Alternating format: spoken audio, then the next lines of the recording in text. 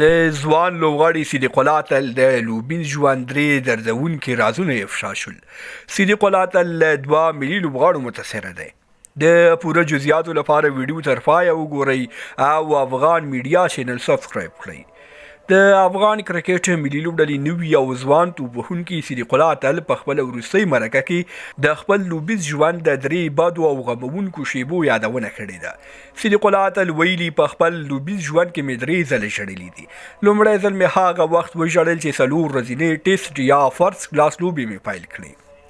دوهم ځل مې په 2018 کال کې وروسته له هغې وژړل چې د 19 کلنو آسیایي جام سیالیو کې غوره نه شوم. او دریم ځل مې په 2023 کال کې آسیایي ایمرجنګ لوبو کې هغه وخت وژړل چې په یادو سیالیو کې هیڅ ښه ونه لوبېدلم. صدیق الله اتل په همدې مرکه کې د خپل انتخاب په اړه هم غږېدلی دی او ویلي دي چې نوین الحق او ابراهیم ځدران څخه زیات متاثره یم.